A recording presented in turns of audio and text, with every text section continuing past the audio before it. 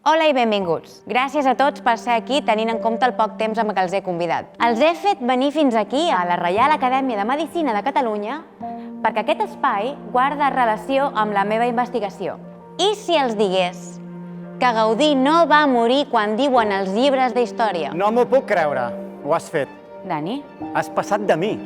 Completament. Perquè sabia que em diries, que per què m'entestava amb la meva investigació, que lo important són els edificis i no els arquitectes. Però no és qualsevol arquitecte, és Gaudí. És mort. Vull ser arquitecte gràcies a les seves obres. Lara, ets una simple estudiant d'arquitectura. No ets Sherlock Holmes. Sé què m'hi jugo i no ho faria de no saber del cert que la meva hipòtesi té base. Què has trobat? Queda't i ho sabràs. T'escoltaré 3 minuts. Si no sento res mínimament coherent, marxaré i deixaré de ser el teu professor de tesis. 7 de juny de 1926. En aquell moment, l'arquitecte tenia 74 anys i anava a peu. No es fiava dels vehicles. A Gran Via, entre Girona i Bailén, es va espantar quan va veure venir cap a ell un tramvia de la línia 30 en sentit contrari.